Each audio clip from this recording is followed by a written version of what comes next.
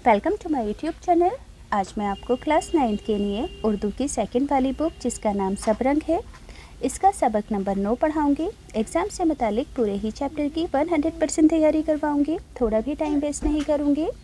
तो बच्चों, बिना टाइम वेस्ट किए पढ़ना स्टार्ट करते हैं। सबक नंबर 9 एक नज़्म है। नज़्म का नाम है ए वतन की सरज़मी और इसके शायर हैं साहिर लुधियानवी।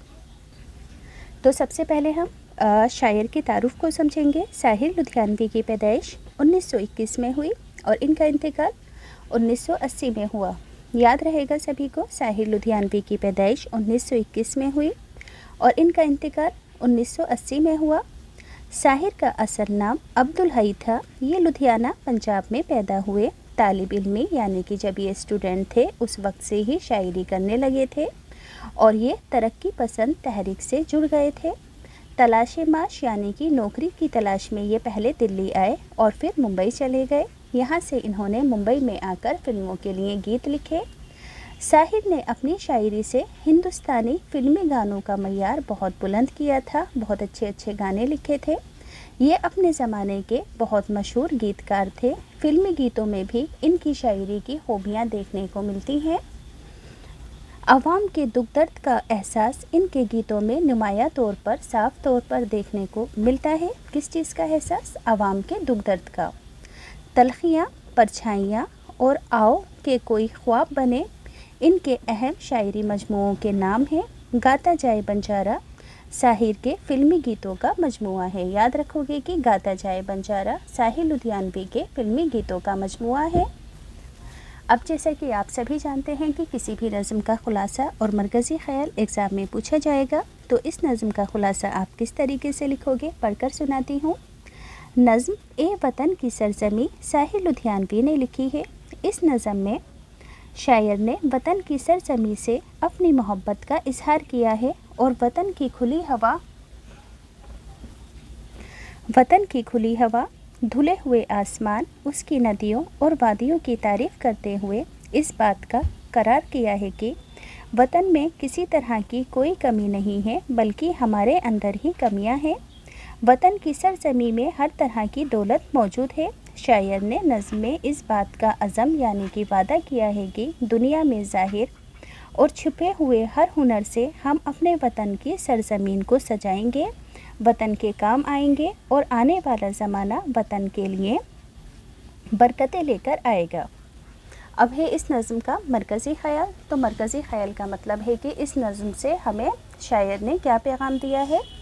तो नज़्म के मरकज़ी ख़याल को पढ़कर सुनाने से पहले एक छोटी सी बात बताना चाहती हूँ कि जो बच्चे स्टेशनरी के ख़ास प्रोडक्ट ख़रीदने के शौकीन हैं, जैसे कि ऑटोमेटिक शॉर्पनर, मैनुअल शॉर्पनर, ख़ास तरह के नीडेबल इरेज़र, क्लिक पेंसिलें, गिफ्ट आइटम्स वगैरह, तो ये सभी बहुत अच्छी ख़ास चीज़ें हैं। तो इसका लिंक मैं डिस्क्रिप्शन में डाल दूँगी। अगर बच्चों आप ये चीज़ें ऑफ़लाइन ख़रीदोगे तो आपको ये बहुत महंगी मिलेंगी और बहुत मुश्किल से मिलेंगी। इसके लिए आपको अपना पैसा और टाइम भी वेस्ट करना पड़ेगा। तो ये इन सभी चीज़ों का लिंक मैंने डिस्क्रिप्शन में डाल दिया है। आप यहाँ से इन्हें ख़रीद कर अपने टीचर्स और अपने फ्रेंड्स को फ्रेंडशिप डे पर भी दे सकते हो, टीचर्स डे पर दे सकते हो, क्योंकि ये ख़ास और यूनिक चीज़ें हैं। इसके अलावा बच्चों, एक बेबी सेफ्टी बेल्ट होती है। जैसे कि आप और आपके छोटे भाई बहन किसी भीड़ भाड़ वाले इलाके में जाते हैं तो आप इस बेल्ट को अपने और अपने छोटे भाई बहन के हाथ में बांध सकते हो, ताकि आप भीड़ में एक दूसरे से आगे पीछे ना हो। तो ये जो बेल्ट है आपको ऑफ़लाइन नहीं मिलेगी कहीं पर भी, ये भी सिर्फ ऑनलाइन अवेलेबल है। लिंक डिस्क्रिप्शन में है, आप वहाँ से जाकर ख़रीद सकते हो। तो अब नज़्म का मरकज़ी ख़याल पढ़कर सुनाती हूँ। इस नज़्म में शायर ने वतन से अपनी मोहब्बत को ज़ाहिर किया है।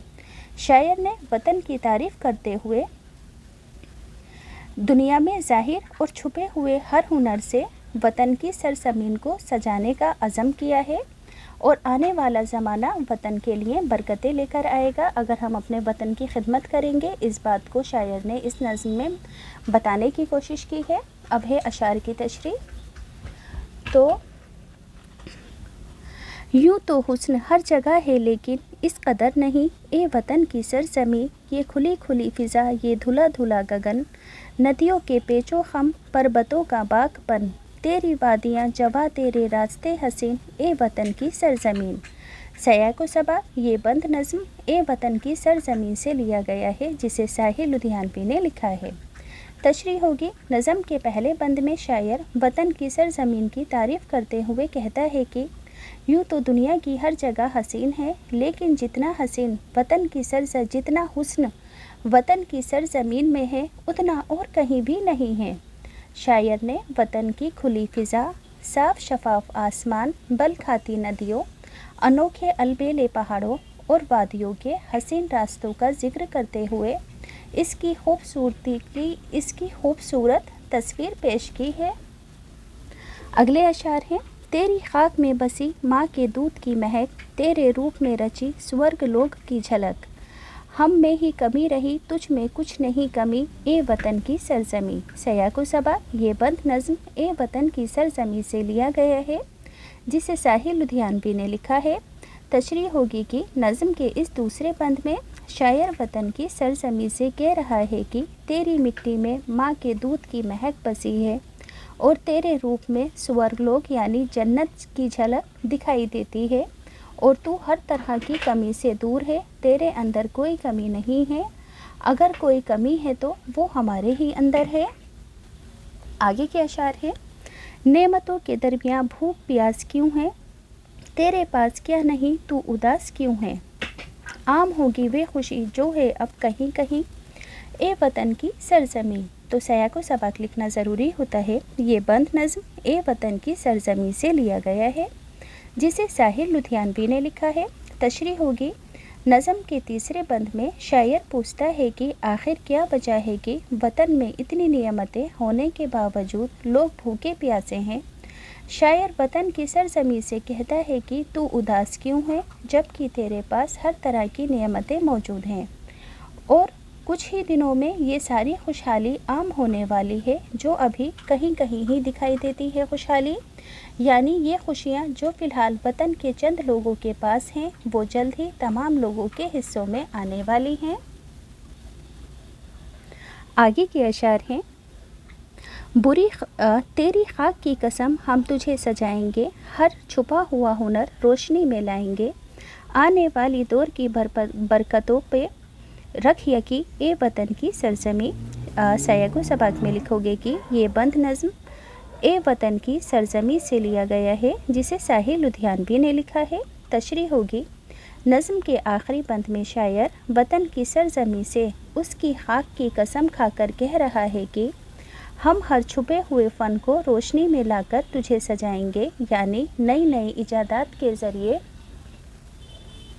से मुल्क के बेहतर और ख़ूबसूरत बनाएंगे और आने वाला ज़माना वतन के लिए खुशहाली और बरकतें लेकर आएगा। हम इस तरह से वतन की खिदमत करेंगे। टेक्स्ट बुक के क्वेश्चन आंसर है। सवाल नंबर 1 है, पहले बंद में शायर ने वतन की किन खूबियों का जिक्र किया है।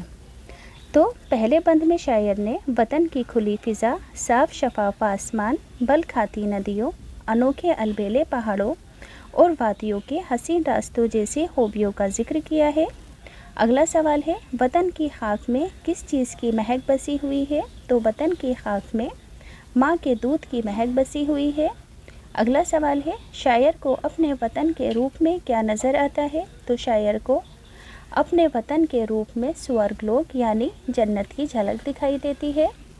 अगला सवाल है, शायर ने उदास ना रहने को क्यों कहा है। तो शायर ने उदास ना रहने की बात इसलिए कही है क्योंकि वतन के पास हर तरह की नेमतें मौजूद हैं। अगला सवाल है, शायर वतन को किस तरह सजाना चाहता है। तो जवाब होगा, शायर हर छिपे हुए फ़न को रोशनी में लाकर वतन को सजाना चाहता है।